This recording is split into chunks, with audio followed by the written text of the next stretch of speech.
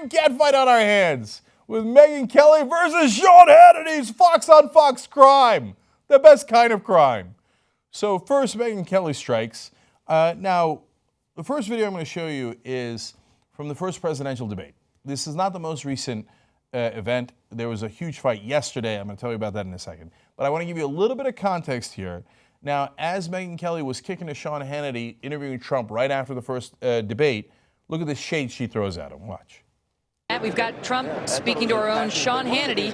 We'll see whether he speaks to the journalists in this room after that interview. Let's listen. Regulations. You talked a lot about things that I've talked a lot about. Damn. We'll see if he talks to the journalist afterwards. Oh, bam. Right? And then Hannity doesn't help himself. Like, you've talked a lot about the things I talk about. Yeah. That sounds about right.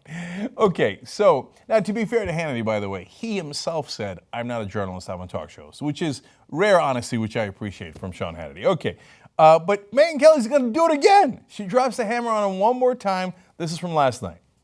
Entertainment Tonight this evening, which is why we just found out that when she went on the Steve Harvey show, she had every single question given to her in writing in advance, and then she feigned surprise as the questions were asked.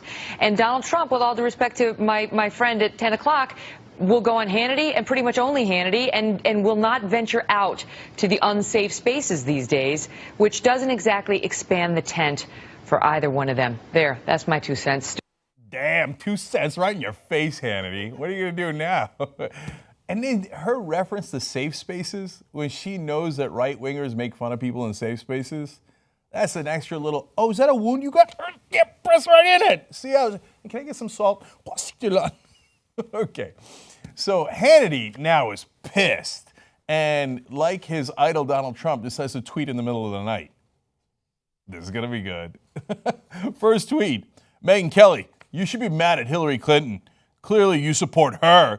And Donald Trump did talk to you. Okay. Now, if you watch that, even that brief part of that segment, you saw that Megyn Kelly does not support Hillary Clinton and was also saying Hillary Clinton does not go out and take real questions. So that criticism a little unfair. And by the way, Hannity was right. Megyn Kelly did do a sit-down interview with Donald Trump even after the hostilities that they had. And it was largely a softball interview. So yeah, Megyn Kelly doesn't have much of a leg to stand on there, too. But Hannity can't help himself. We're in a Twitter storm. So he goes to say, where's Hillary? Trump's on ABC, CBS, NBC, CNN. And yes, me too. Hillary hides and gets questions from nobody. Okay, all right, that's fine. And then somebody responds to him saying, hey, what are you doing with all these tweets? He says, I'm working. Ha, funny. Huh. Okay, we're moving on. And then he says, wait, Hillary Clinton does get the questions ahead of time from Steve Harvey.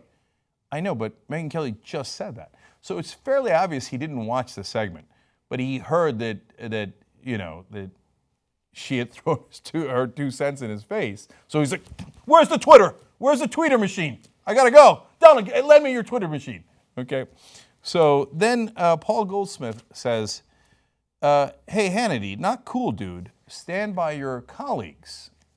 And then he responds, sure, when they stand by me. Okay, no, it's on, dude. It's on. Ooh, this is good. Okay, now, look, before everybody gets all too excited, as I'm partly here, a little excited, we're having fun. So the reason that this might be happening is, the main reason it is happening is because Roger Ailes is gone. When Daddy was in the house, he had a stern hand, and so he would not let them bicker like this. You would have been in deep, deep trouble. So, but now Ailes is gone, and Megyn Kelly apparently never liked him in the first place, given that she said he sexually harassed her. So this is her way of saying, you know what, I'm your star, so I'm going to do whatever the hell I want. And Hannity, didn't you get a less desirable time slot? And oh, right, at 9 o'clock, that's when you were. But that's what my time slot is now. Damn. Drums behind the scenes. Okay, now, as you're having fun with this, I'm going to depress you anyway. One of the other reasons that Megyn Kelly might be doing this is because she might be leaving Fox News soon. Now, if she does, she's going to get a job. Some claim CNN, some claim ABC. We don't really know for sure. But if she goes to the rest of the mainstream media that actually validates and legitimizes her deeply conservative beliefs. I mean, these conservatives can have a catfight, but the reality is Megyn Kelly's totally right-wing.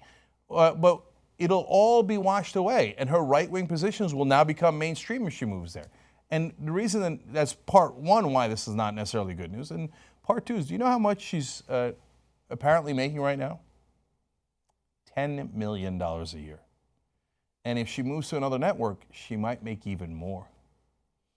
So you wonder why the big anchors are in favor of the establishment, don't want to rock the boat, don't want to change the status quo. The status quo has been terrific to both Sean Hannity and Megyn Kelly. So they can have a little spat on air.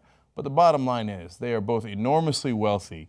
And no matter what they claim about populism, the reality is they both love the establishment. They are the establishment. You power the Young Turks. We do this all through membership. tytnetwork.com/join. Let's build the media that we can believe in.